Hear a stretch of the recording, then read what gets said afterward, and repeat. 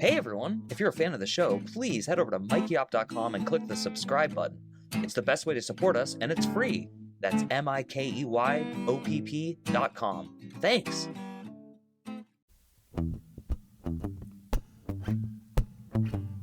Hi, I'm Mike Oppenheim, and you're listening to Coffin Talk, Exit Interviews with the Living, a weekly podcast that explores how our views on death affect the way we live our life. With me this week is Vanessa Kurgan, and we've actually never met, so we're going to meet live right now in front of our audience. Hi, Vanessa, how are you? Hi, I'm good. How are you? I'm doing really well. I met you through my wife, Alana, and you guys are old friends, and I understand that you still live here in Phoenix, Arizona. Is that correct? Correct. Awesome. And I have kind of a standard question I ask all my guests, which is, how old are you, where did you grow up, and what generation do you think you belong to? So I'm 39. I am a millennial, the beginning stages of a millennial, and I'm from the Chicagoland area. Cool. And so now you're down in Phoenix, and what are you doing for a living? I am an esthetician, so I'm currently doing lashes. Awesome. Very cool. I've definitely seen the proliferation of that enterprise as the older I get. And I assume you're doing well in these end of COVID times and all that. Yeah, I think we're all trying to make our ends meet with where we're at. But I would say that COVID hasn't done me terrible. I think it's been a perfect time to kind of just be more still and silent and kind of like get to know myself without all the activity and the crazy thoughts that come with the activity of a busy life. Awesome. And I'm going to ask you like the weirdest question ever, but I think it'll make sense to you. You signed your email to me very similar to how I sign up with a lot of people. And I often get told that it's strange, but I didn't think it was strange. I loved it. You said sent with love. It was actually with a heart symbol instead of love. Yeah. And so that instantly endeared you to me because I felt like a very kindred spirit kind of thing. So I'm going to kind of start there. What has enabled you to be the kind of human who has no like fear of vulnerability and just saying that to not a stranger, because I mean, you are my wife's friend, but that sort of like really warmth that you bring to the table. Can you explain that? Do you have an explanation for that? I think I would say my life was a little rough and tough, not how my soul wanted it to be, but that was part of my journey and it was necessary. And so going through that and seeing how I hurt myself and I hurt other people, that helped me to really want to change myself. And I think it was mostly because I was hurting so much and not realizing why I was hurting so much, when in actuality I wanted so much love, but I wasn't receiving it, even though I felt like I was trying. And so, when it comes to doing all the work on myself and everything, I had done a workshop, and this woman, I had a rough moment, and she gave me this what was it? Like a felt-shaped heart. And I was just like, I love that, because it was like, it didn't cost much. It wasn't like anything like material, but it meant a lot because it came from her heart. And so when I think of like, I'm really not a big email person, but to me, it was kind of like, we all kind of have bad days. And so just sending it with love, like if I can, I'm not too scared to be vulnerable. I think maybe when I'm in the moment of going through something, it's harder to be vulnerable. But I do like to share my stories because I feel like as humans, we tend to not realize what we're going through, or we don't realize where it came from. And sometimes I think that society makes us think that we have to put on this face and we have to keep moving forward. And I think that comes from like how we are raised, from like our parents' generation and our grandparents' generation. And then we think that we're supposed to fulfill the same role, when in actuality, I think when they say that for millennials, like we're the lazy generation, I think that that's because we are meant to create more than we're actually creating. And we're living lives like our parents said, which is just go out there and get a job, go to college and get a job. When my parents have told me that, it's caused a lot of like tension, because Well, not my parents, my mom, because my dad doesn't do that. But my mom, like, it's more of that. I'm not happy when I'm doing for other people, but yet I'm also like not quite at a point where I'm able to like jump off the cliff and just do like this grandiose business. So I'm stuck in this phase, which 2020 has kind of helped me because it's allowed me to really just be silent with myself, but still make money and be able to provide for myself. So, but not like on this grand scale where I think that like I'm, drowning or anything. So I kind of went off on a tangent. And No, that was perfect, and it fed me enough content that I could ask you questions for more than an hour. So now I actually have the difficult job of funneling the many questions I want to ask you into several more poignant ones. So I guess I'll start with your family and your background, not getting specifically into your relationship with your parents, but I agree. I mean, we're the same age. We're both 39, and we were kind of raised with this, like, you do have to have a career, you do have to have a job, but then also the kind of other balance of, like, even just in the 90s, like Bill Clinton telling us, like, go get an education, make sure you go to college, even if you're not going to use the degree. And so I'm curious, where you kind of alluded to the fact that you weren't always so open and warm. So can you kind of trace me through maybe those moments? Like, was it childhood, teenage years, early 20s? Like, when did you're judging yourself. I'm not saying it's true or not, but like, when did all that happen? So it was like, I think I came out of the womb like that, but I think that was really part of my journey, because I was loved beyond me ever knowing.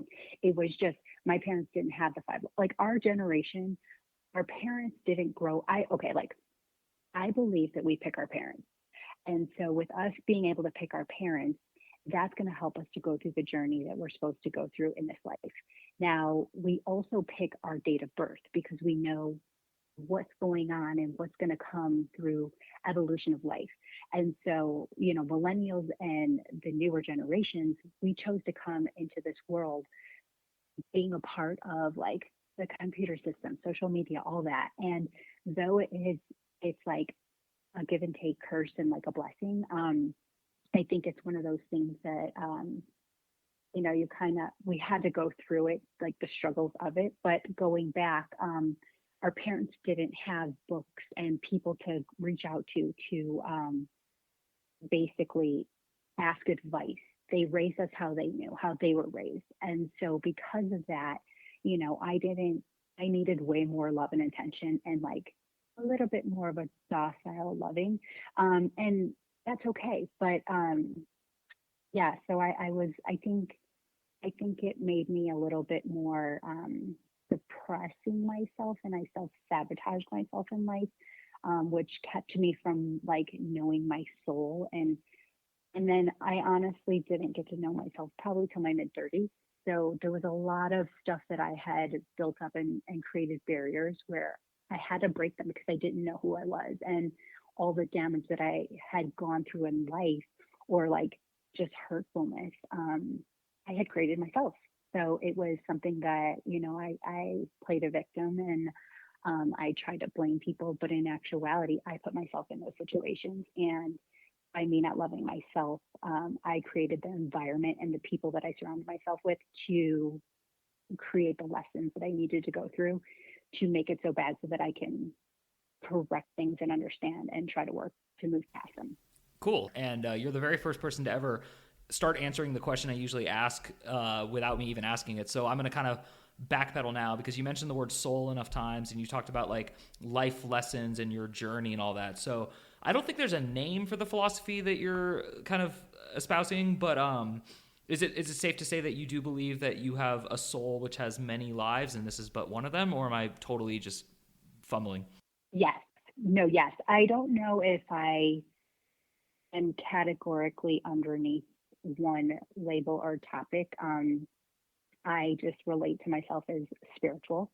I believe that anybody can be anything that they want. Whatever gets you to understanding that there is a higher power of some sort, whether that's God, source, universe, trees, plants, whatever you believe in, because there is something out there that has created all this and has created us. And I do believe that, I believe in reincarnation. My cat has been reincarnated, so I really believe in that.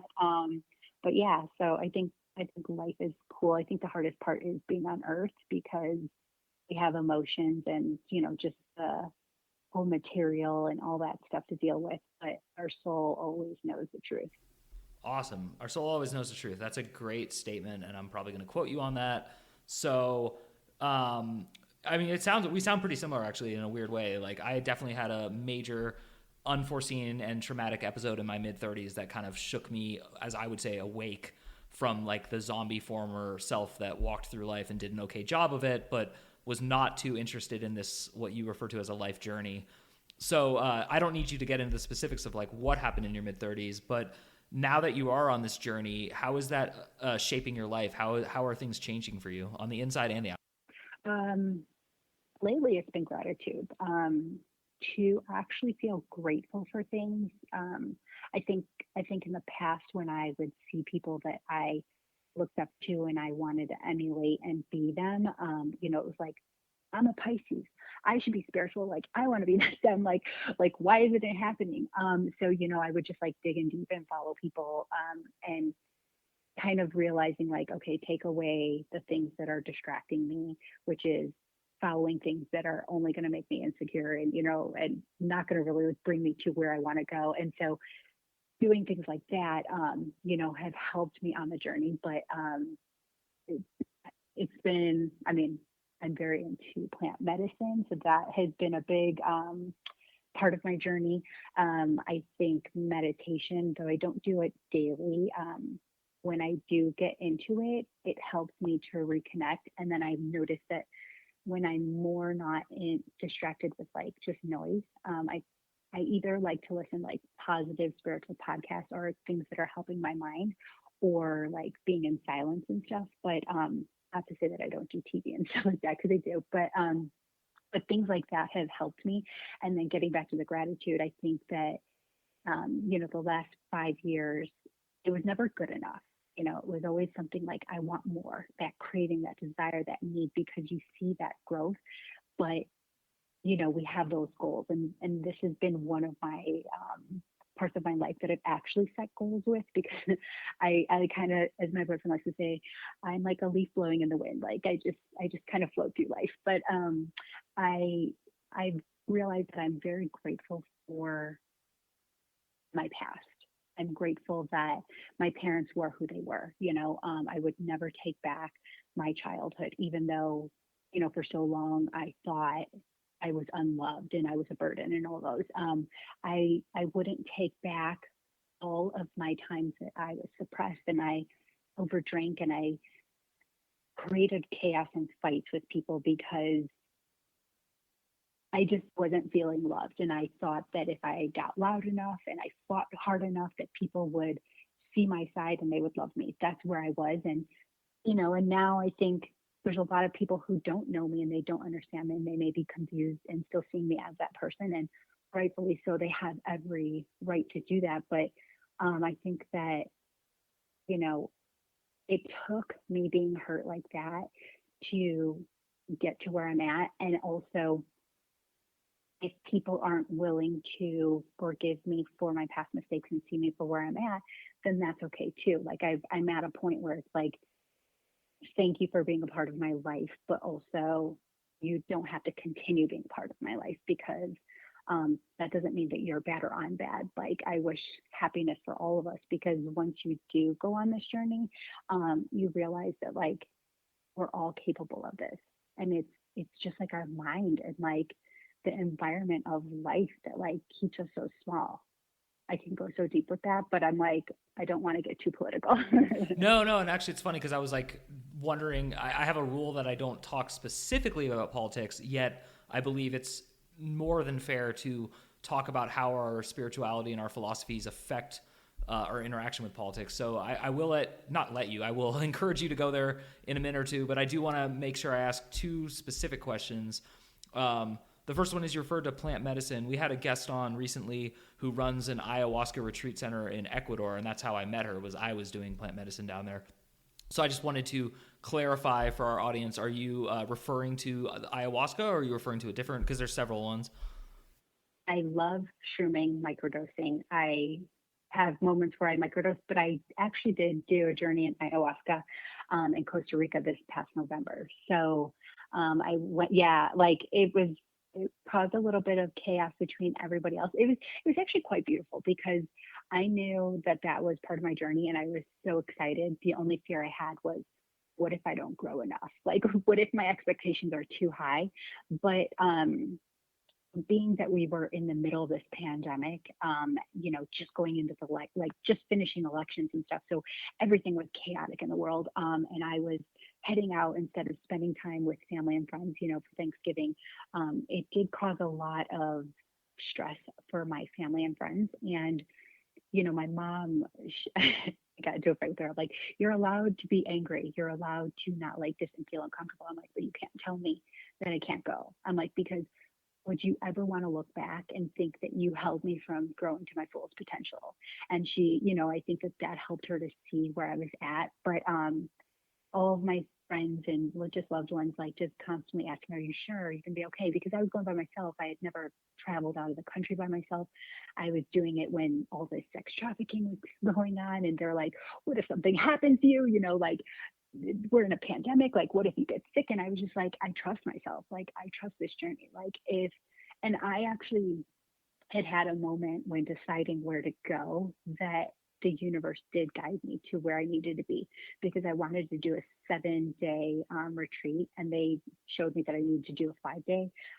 So it was just something that, like, I just had such peace, and I've had such peace within me from since literally I went into 2020, and my word was trust. And so I have to say, like, going through 2020 with trust as my word of the year, and actually trusting myself and trusting that we were going to be fine, has created a lot of peace within me. And yeah, so it's been pretty cool. Wow, that's incredible, and that's really really fascinating that you went alone and during COVID. I'm very, very impressed.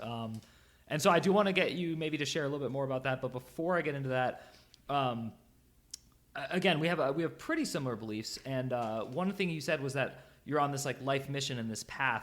I'm curious, do you have an opinion of where the path ends? Does the path end? Is there like a game over? Not in a bad way, but in a good way. Can you become like so-called enlightened and then not reincarnate and not come back? I believe that we do reincarnate. I believe that no matter what people's age are currently here on Earth, whether it's our grandparent, a newborn baby, that doesn't indicate how old our soul is. And I believe that I've always said, Earth is hell and death is heaven. And I don't think that, like, heaven is like you're in the clouds. I think it's just, the reason why Earth is hell is because we have emotions. We're supposed to challenge ourselves to become better people, and sometimes we don't follow the path, and we have to go through the bumpy roads. And everybody's life path is different, because somebody might say, well, your problems are so easy, but that is my journey and it's my problems. And then we have to deal with money issues, we have to deal with health, we have to deal with losing people we love. Like, it's just people being assholes because they don't know themselves, and they're honking and giving you the finger, whatever it may be. So I believe that living, even though it could be the most beautiful thing, it's a part of hell, because until you know and you see to look at life as beautiful, like, this is where they are in their journey, like, I'm going to forgive them for being an asshole, or I'm going to forgive myself for being an asshole to that person, because I got stuck in emotion and it wasn't that person's fault, and hopefully I can apologize to that person. And then when it comes to death, I think that our soul is just it's peaceful. There's no hate, there's no that you're always going to be connected to people you love. And I also believe that, like, we are separate from this human body we live in. Our soul chose to live inside this body, but it's just a meat suit. And we put so much value on, like, oh, you have to have big boobs, or you have to, have a six pack, or, you have to look this way, when that's just our insecurities. I mean, like, to have that look is beautiful. You know what I mean? Like, whether it comes naturally, or you work hard for it, or you pay for it, like, if that's where you're at, or you're blessed with it, like, should live that life, but in reality, it doesn't make up who we are. And when we get distracted by those things and like fighting for that to be, the face of who we are, we're kind of not living our soul's journey. And that's okay too. You know what I mean? But it's like, you kind of know where people are at when we deal with that. So did I answer your question? Yeah, you did. You did definitely answer it, but I still want to kind of put a little more pressure on you to answer one part of it more clearly, which is at a certain point in a soul's evolution, after many, many, many lives, is it possible for the soul to be like, okay, I no longer have to go back to Earth, which is hell. Is there like a next level? Is there something after that, or is there an end to that? Or do you think it's just an endless come back to Earth, experience emotions, try your best? So two cool things to that.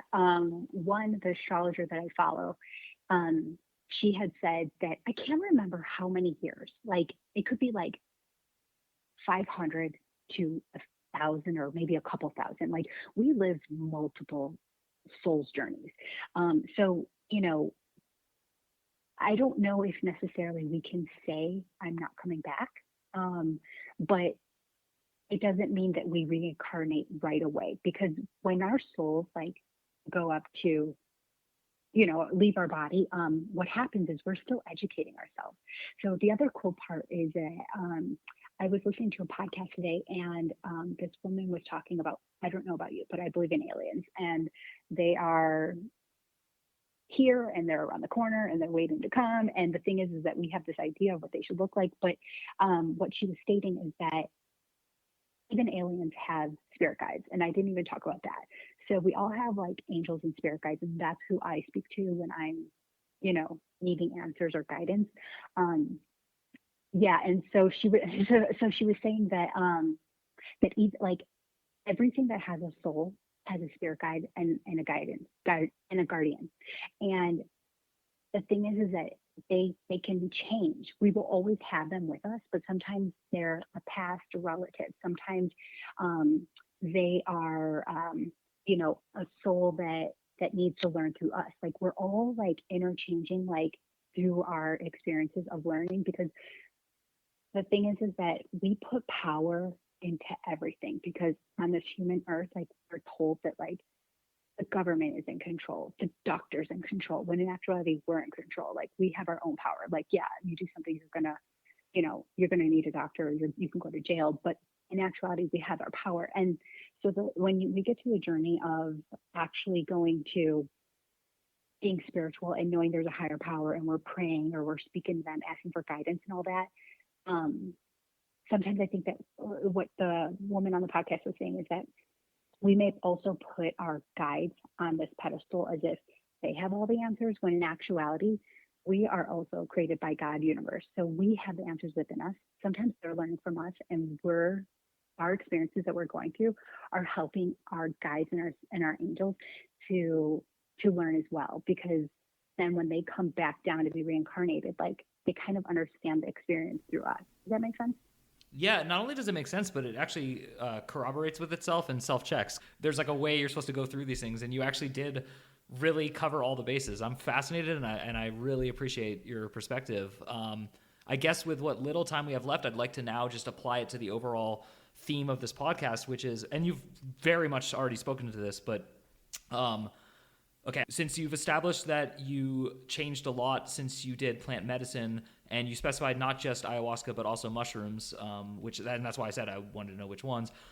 How much of the person you are today would you attribute not to the act of doing drugs, but to the messages of, and I call them drugs just for our layman audience, but like those lessons, like do you think you would have learned them without that? Do you think it was a shortcut, not in a bad way, but just like, you could go to the gym and lift weights for 2 hours instead of one? Like, do you think there's any sort of like methodology to what you did? So for me personally, it helped me to elevate myself to get deeper. I'm also into astrology, so knowing that we're all very different and we all have different purposes, I think that there are people that can get to that point with just eating a clean, healthy diet, with doing water fasts, with doing detoxes. Like colon detoxes, things like that. Like, because when our body is internally stuck, we can't connect to our heart. We can't connect to our chakras. We can't connect to our soul. We can't connect our brain through everything. So it's not all connecting together. And then when we're not creating like stillness and silence, like we're distracted by everything where we don't realize these messages are coming to us. Like the universe wants us to succeed. Like we are meant to be like everything that we're supposed to be. And it's just this 3D success, so like world society, like that keeps us so small minded. And so for me, it helped me because I'm just very, I think because of my past and not believing in myself and not trusting myself, and because I did self-sabotage with drinking and drugs in the past, it was something that was easy for me to go to, and thinking that I was going to it to suppress myself further, but when in actuality, it wasn't in the moment. I like every time I do it, it's like I ask myself questions. I'm like, what is life? You know, like that is like my number one question. I'm like, what is life? Like it is gorgeous, it's beautiful, it's it's baby, like it's everything. But at the same time, like it's after that. It's after my journey that the messages come to me, and they tend to come to me through journaling. I can not realize that I need to ask myself a question and the answers will come through. I think everybody will get to where they need to be in different outlets and ways. And I think that there are so many options out there. Some people can get there from just being in nature, you know, some people can get there from yoga. So it's different. Nobody needs to do plant medicine in order to get there. That was just my journey. And it's honestly something that I connect to and I trust. And I don't look at it as a drug, because a drug is something that is harmful. A drug is something that you need. A drug is something that you can't get off of. For me, if it's grown in the ground and like it's an indigenous plant that like what we found, like ayahuasca, like when you blend these two together, it's like you like elevate yourself and you're able to think in a clearer, more deeper manner. I mean, it's just government that like puts this label on us and like keeps us from growing by saying, you know, these are bad things, you know, and we trust them and we believe it and we label people that, oh, you're a bad person for doing it, and that's okay. Like you live your life and I'm going to live my life because I enjoy where I'm at and I know like the benefits that I'm getting from it. So yeah. Wow.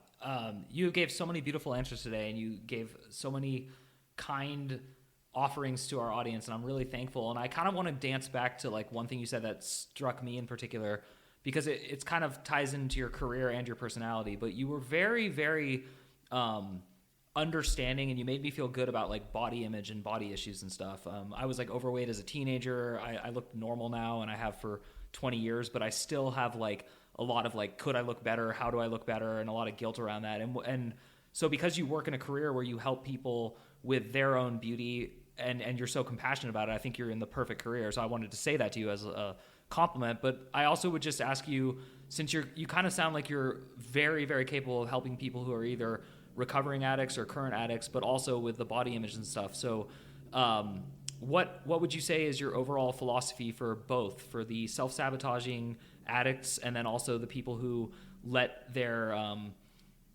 image overpower like their confidence and their well-being? You know, I think it's all a personal journey. And any journey that you go on as a soul's journey is not going to be easy because it's going to be, everything is different for all of us. For me, when I say that, it's because I was on Adderall for like 15 years of my life, and that like suppressed my weight, and I still ate as a child, you know, like I was eating pizza and tacos and all that, and I still eat that. But the point of the story is that like, I was able to create this image, and it made me feel as if I was worthy because of my body and my shape. And so when I got off, it was like I was inflamed. I had gained weight, and I was depressed for like 2 years in the sense of that, because one, I knew that I had done that to myself, and the only way to fix it was to get myself away from something that I was using to kind of maintain my weight. But two, I knew like I had to love myself where I was at. And even if anybody were to judge me, because I was no longer like that image of what I had always put out and portrayed, it's not about that. And like, I have to love myself and like forgive myself for putting myself through that. And I have to clean my body internally, but externally with exercise and stuff. And I'm still working on that part of my journey. That's definitely something that hasn't been easy for me, but I've gotten to a point where at least I feel that I'm okay with where I'm at, even though I know that I'm not finished and I'm not accepting myself where I'm at. And I know that I call myself like a human house cat. So in order to make this better, I can't be a human house cat. And that's just like the moral of the story for me. So, yeah, so it's kind of like, I think everybody's journey is different, but I think that we have to know that we're all different shapes and sizes. And this is just our human meat body. Like, it really isn't anything except for a living organ, like a living organism, you know. And it's like, like, we're human plants, you know. We have to water ourselves, we have to nurture ourselves, we have to like talk lovingly to ourselves. And if we're not willing to do that, and we're only willing to like work out and eat right and diet or whatever for this idea to be loved, then we're actually hurting inside. And the work isn't really about the body, the work is about healing the heart and like loving ourselves, so that this way we can get to the point of loving ourselves wherever we're supposed to be at. Wow. Well, that was the best way ever to end this podcast. So, oh my gosh. Thank you, Vanessa, for helping us put another nail in the coffin. And again, you've been listening to Coffin Talk, Exit Interviews with the Living. As always, I'm Mike Oppenheim, and we'll see you soon. Walking along when I hear this song, and I'm walking alone. Walking alone.